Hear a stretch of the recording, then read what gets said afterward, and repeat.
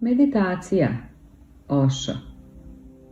Meditacija je jednostavan proces posmatranja sopstvenog uma, ne borba sa umom niti pokušaj kontrole, nego samo trajanje nezainteresovanog svedoka.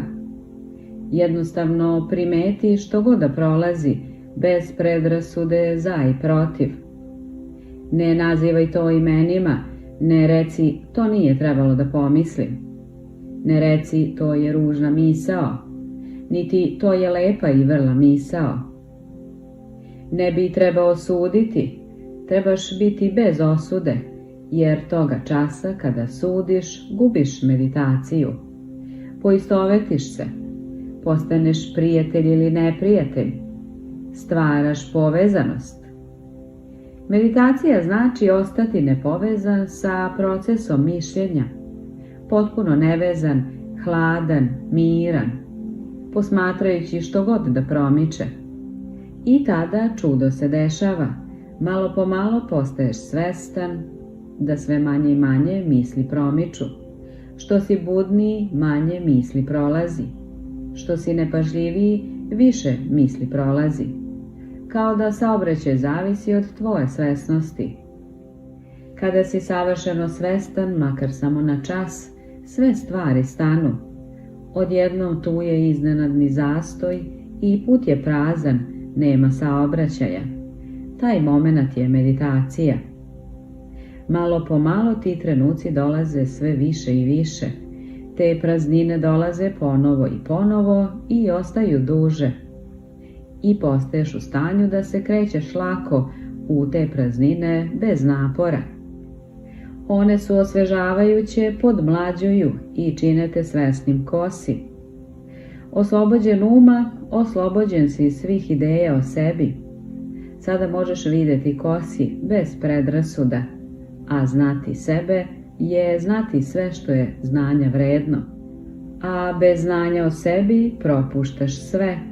Čovjek može znati sve u svetu, ali ako ne zna sebe, potpun je neznalica. Samo je hodajuća enciklopedija. Sloboda bez svesnosti je samo prazna ideja, ne sadrži ništa. Uopšte se ne može biti slobodan bez svesnosti, jer nesvesnost vlada tobom, nesvesnost povlači konce. Možeš misliti, možeš verovati da si slobodan, ali nisi slobodan, samo si žrtva prirodnih sila, slepih sila. Dakle, dva su tipa ljudi. Većina sledi tradiciju, društvo, državu. To su ljudi opšte prihvaćenih verovanja, konformisti koji slede mase. Oni nisu slobodni. Zatim postoji mali broj buntovnih duhova, otpadnici, boemi, umetnici, slikari, muzičari, pesnici. Oni misle da žive u slobodi, ali oni samo tako misle. Bivajući samo buntovan protiv tradicija ne postaješ slobodan. I dalje tobom vladaju prirodni instinkti. Opsednut si pohotom, pohlepom, ambicijama. Nisi gospodar tih stvari, nego si sluga. Stoga ja kažem, sloboda je jedino moguća kroz svesnost. Dok se nesvesnost ne pretvori u svesnost, nema slobode. I u tome je samo nekoliko ljudi uspelo. Jedan Isus, jedan Lao Tse, Zaratustra, Buda.